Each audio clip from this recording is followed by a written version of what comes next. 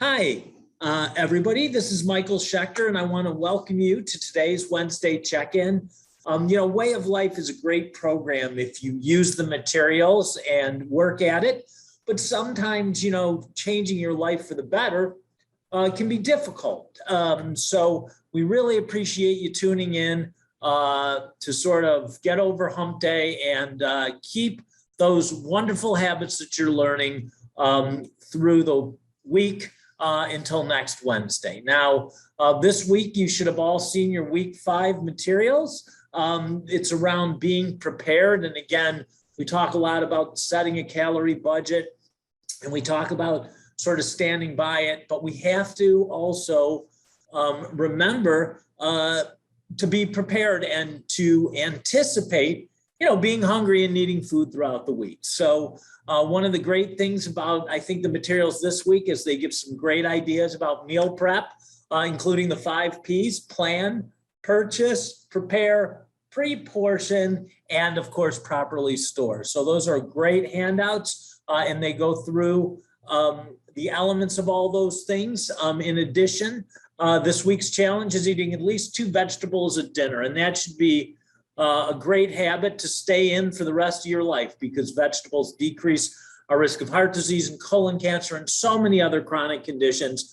And again, they provide nutrient dense but calorie low foods. So vegetables are a great way to go. Those of you who've been tuning in know that we have some highlights that we go over from previous lessons. The first one is remembering your why. Why are we doing this? Are we doing it to get healthier? Are we doing it to get in better shape? Are we doing it to reduce our risk of getting sick? Or do we just want to feel healthier? It's important that you all develop a calorie budget. And we'll talk a little bit today about how alcohol might fit into that calorie budget. But remember that this calorie budget, your pocketbook, can be increased with vigorous exercise. So I'm encouraging everybody to exercise for the calorie burn and for the wonderful effects that you get from it. Take a look and examine your eating habits and cues. Understand your triggers. Learn how to separate potentially emotional hunger from true physical hunger. And again, anticipate potentially difficult situations. Today, with the holiday weekend coming up, I thought it would be a great time to talk a little bit just about how alcohol fits into your life, and again, the accommodations you need to make if you're going to have a few drinks with regard to your calorie budget. But I would be remiss from a public health standpoint if we don't talk a little bit about alcohol use and alcohol use problems. Now, alcohol is widely used. More than half of us have had a drink in the past 30 days, and many, at least a quarter of us drink on at least a weekly basis. Unfortunately, alcohol has consequences for some people who can't find it in themselves for one reason or another to use it responsibly. And alcohol contributes to about 19% of emergency room visits and over a quarter of all traffic fatalities. So again, alcohol is something that's ubiquitous. Everybody will see it and use it, but we need to be a bit careful. Now, when people have problems with alcohol use, they're called alcoholics. And alcoholism is a sort of a layman's term for what doctors now call alcohol use disorder. And alcohol use disorder is a chronic disorder marked by excessive drinking. Now, it can be excessive drinking in spurts, so it can be binge drinking, or it can be ongoing daily excessive use. Now, in addition to causing the crimes and the fatalities in the road, nearly 95,000 people die every year from alcohol-related issues. So excessive alcohol use can lead to problems with blood pressure. It can lead to pancreatitis and cirrhosis. So those are problems with pancreas and liver and several other serious health conditions. So again, if you're using alcohol to excess, we encourage you to get help. If you're wondering about your alcohol use, we screen for alcohol use using something called the Alcohol Use Disorder Identification Test. And if you want to take that for yourself, you can go to auditscreen.org and take a look. But basically, you'll see 10 questions that sort of surround how much you drink. Have you ever drinking to excess? Are you able to stop if you start drinking? Some people can't. Is your alcohol use a concern to you or to others? Have others voiced concerns about the amount you drink? Have you ever had blackouts? Blackouts are conditions where we lose memory for what we did while we were intoxicated. So blackouts are a sign of a serious alcohol condition, as are eye openers. Eye openers are when we have to have drinks first thing in the morning because we're having mild symptoms of withdrawal. These are all suggestive of alcohol issues. And finally, there's questions surrounding whether you have injured yourself or others while using alcohol. And if you take that test and you have some concerns, I encourage you to reach out for help. And one of the first places you can reach out is to an employee assistance program. If you're at a loss, you always can call us at Be Well Solutions and we'll do our best to help you. Now, alcohol in moderation is safe for most people. You may ask, well, what is moderation? Well, moderation is defined as less than 1 drink per day on average for men and less than 2 drinks on average. No, let me try that again.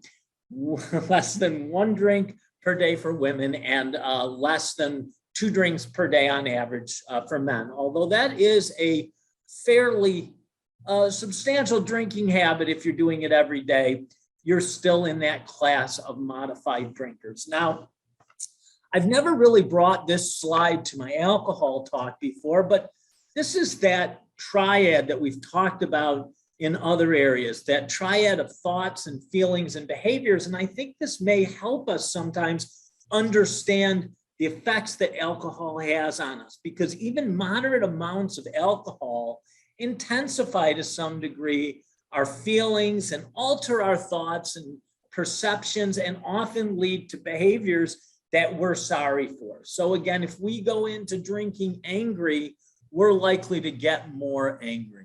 If we go to drink and we're sad or depressed, we're likely to get more sad, depressed, and hopeless. So please understand that that triad that we talk about applies to a lot of situations, and alcohol can intensify these issues. So I've given you my sort of public health take on alcohol. Let's talk a little bit about the calories that alcohol adds to your calorie budget, because in addition to potentially harmful effects, alcohol also has calories. I divided today's talk into the major classes of spirits, and let's start with beers.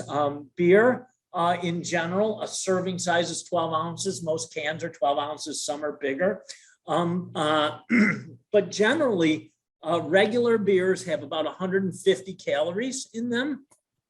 Light beers, as you may remember from the commercials, have 1/3 less calories. And so they have about 100 calories. So a light beer has less calories. Now, craft beers can have much higher alcohol and calorie content, that should say, as can malt liquors. But in general, these are guidelines for you when you're planning your calorie budget as far as things like beers go. Now, there's a new drink called White Claw, these new sort of sparkling alcoholic seltzers, and they, again, to my read, contain about the same amount of calories generally per ounce as a regular beer. So you can, if you're a White Claw person or a Truly person, you can sort of use that same gauge as a regular beer. Now, if you're a wine person, you get a few less ounces, but it's a little more concentrated.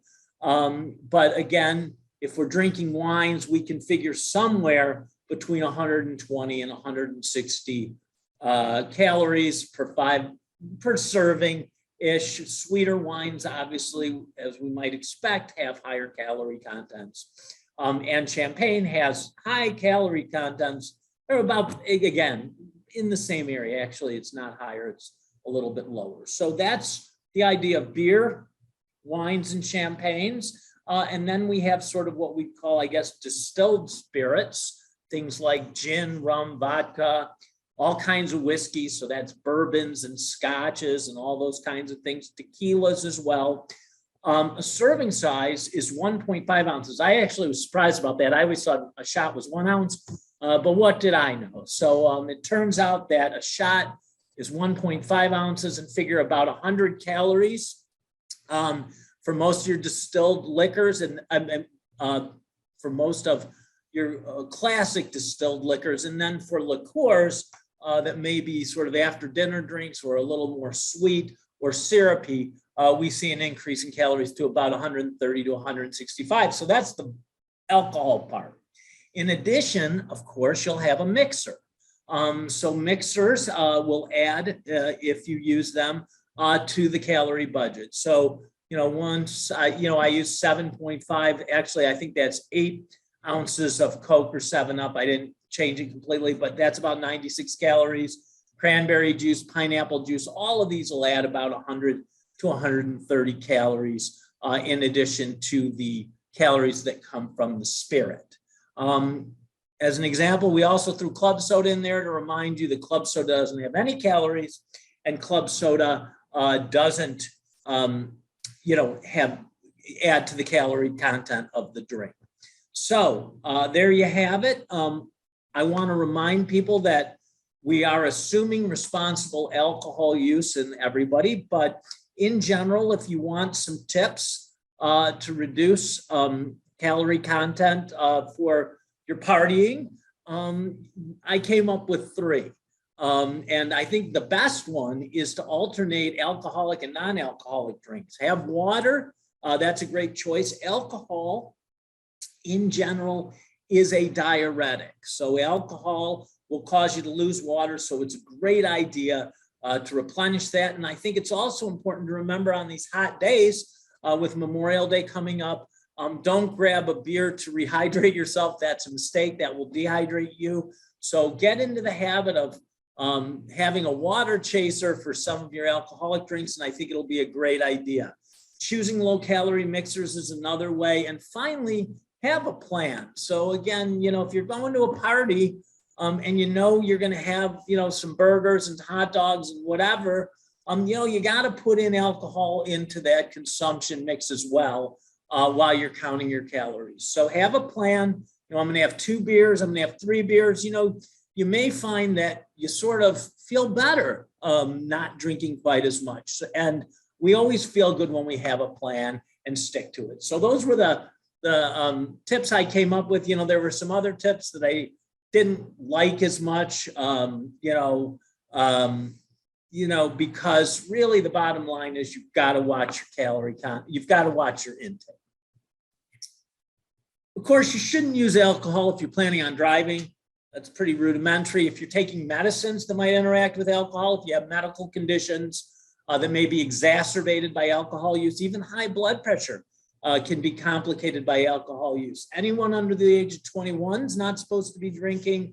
If you've had previous episodes of alcohol use disorder, or you have a history of alcoholism or a mood disorder, it's probably not a great idea to use alcohol. And finally, of course, if you're pregnant or possibly pregnant, it's a bad idea to use alcohol. We now know about fetal alcohol syndrome and the complications that arise from that. So again, alcohol is something that we can be responsible with and enjoy, but it also has that double-edged sword of presenting with it some concern. So that's pretty much today's talk. Again, we want to make sure that you don't have any questions, so we'll monitor the chat functions. As I look at them, it doesn't look like anybody's got any questions. I think I forgot to mention at the beginning, I'm joined today by Crystal Petrello, who is our Director of Nutrition Services, and by Lauren Charnas, who is one of our outstanding account managers and wears a lot of hats here. And they're also monitoring the chat functions. So if you have any questions, you're welcome to post it. As I also mentioned, it's really great to track how you're doing because accountability is key to healthy living and weight loss, but also, as I've mentioned a million times, so is self-forgiveness. So please don't beat yourself up if you have a bad day. Just remember tomorrow's another day, and you certainly can move in the direction of healthy living anytime you want. We stand ready to help you here at Be Well Solutions. And again, I want to thank you for coming. We love when people share victories that they're having, and I would love to have a shout out from somebody who's having a particularly successful program. If you're stalling, call us and let us help you. We're ready to help you stick to the program. This, again, is a diet that I really strongly believe in, because not only will it help you control your weight, but it'll also help you reduce your risk of getting sick and provide you with proper vitamins and nutrients that will allow for the healthiest of aging. So again, thanks for coming. You can ignore the slide about the survey. We're not doing that at this point, so that was a mistake on me. But again, I don't see any questions or comments, so we will move on and bid you adieu. And I look forward to seeing you all next week. Thanks again for coming.